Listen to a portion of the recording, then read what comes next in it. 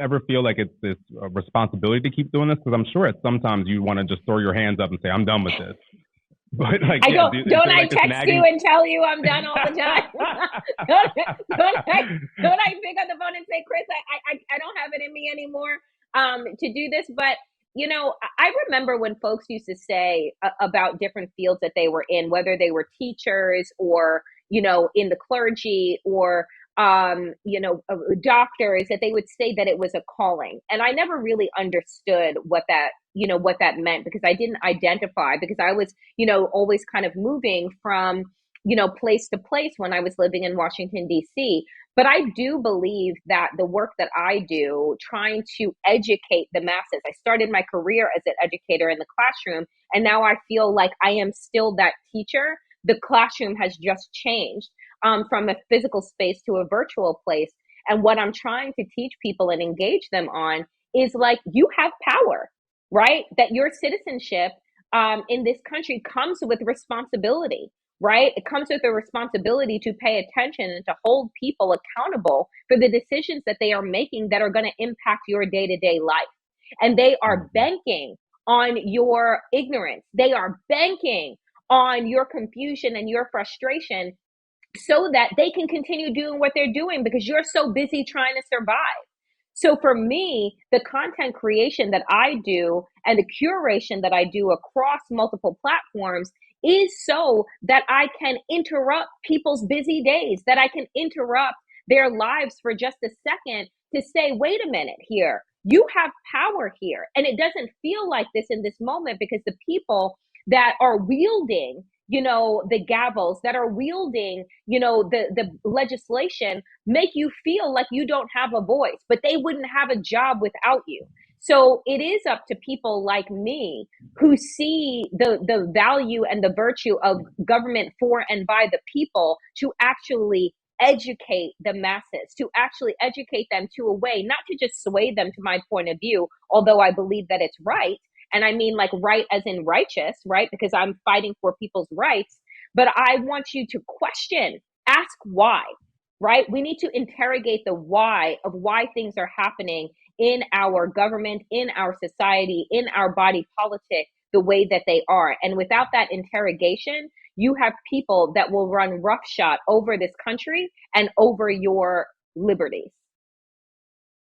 And you said, like, you have to grab people's attention where they are, and it's why you're on all these different mediums. But then also, is that why, and maybe it's just your personality, but is that why you speak with such passion when you're talking, whether it be on TV or even here in this conversation, or, why you inject the humor through a lot of what you're talking about? So you can be talking about something so serious and still interject the humor there and then get back to the serious part of the conversation. Is that why you balance all those things when you're talking?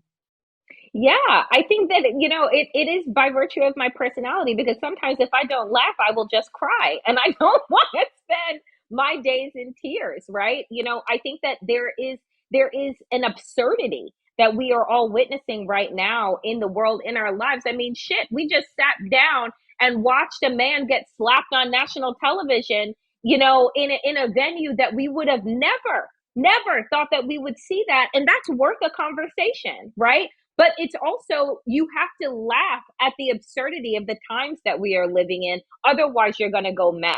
So for me, yes, I try and mix the seriousness. I try and provide, a spoonful of sugar, with the medicine that I'm trying to help America swallow on a regular basis. In your podcast, Woke AF, you recently made this pivot as well to make sure that we're not just focusing on politics and activism, but also balancing our own mental and emotional well-being. So why did you think you needed to make that pivot, and how did those two worlds play together between politics, social activism, I guess three worlds, social activism, and mental and emotional well-being? Yeah, that's such a good question. There is no way to continue to be a one of the many foot soldiers and warriors for justice without being able to take pause in your own life and to make sure that you have the mental, spiritual, and emotional capacity to deal with all of the wrongdoing that is happening in our world right now.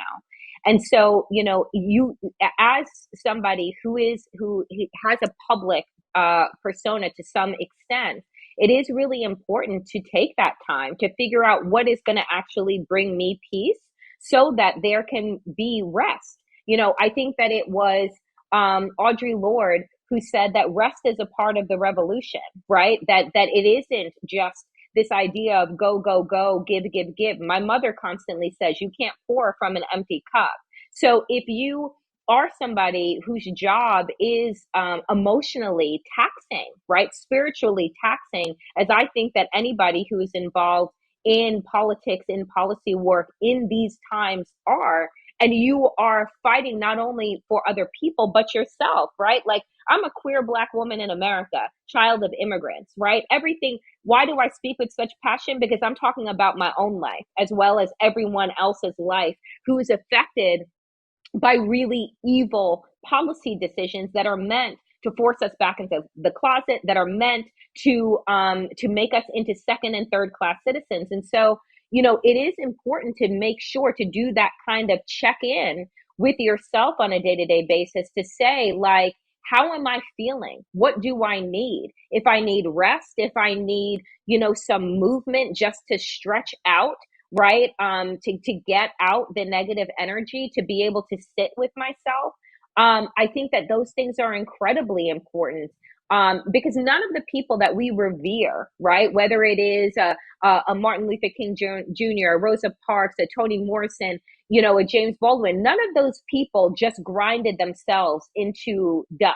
They wouldn't have been able to last, right? And I'm talking about the ones that, were fortunate enough to live to their later years, right?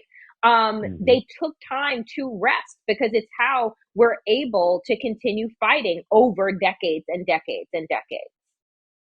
Yeah, I love the analogy, and I forget who I'm stealing this analogy from, but I love the analogy of when you're on a plane, when they're going through the safety steps, they say secure your mask first before helping others. Like, it's that same concept. If you aren't able to breathe, how are you going to help somebody else breathe?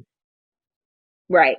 And I mean, and that's the thing too, is that, for too long, I think that, and this is pre-pandemic, I also think that we got into and fell in love with, and I know that I did, grind culture, right? As entrepreneurs, we were told, like, you need to grind, like, no sleep. If you want to win, there's no sleep, and we just grind. And I'm like, so it was who I follow on Instagram, the Nap Ministry, that was just like, so we're not machines. We're actually not meant to grind nonstop, right? Like, we are human beings that need sleep, water, rest, moisture, moisturizer. Like, we need, like we need so much, but we have become attached to grind culture because grind culture is a part of capitalism, which tells us that our worth is based and attached to our productivity. And that if we're not producing, 24 hours a day, 7 days a week, then we are of no value. And so it's really, there is a need and an opportunity for us to really evaluate, like, our addiction to capitalism, but also the assumption that we have no value unless we are producing at every given moment. And so what does that mean to reevaluate what our worth is? And I saw something funny the other day that was just like, capitalism turned us from human beings into humans consistently doing. Right. And so that's, to me, where, like, the constant reminder comes in, like, wait a minute, I know that I have to do all these things and I got to be active in all of these different spaces, but to what extent? Right. Like, and so when I find myself feeling like, oh shit, I've just worked like another 12-hour day. And yes, I am working for myself, but at the same time, like, who is that pace gonna help? Right. Like, if I fall out, what happens to the work, right? And so it is really important to evaluate how and why we're doing the work that we're doing.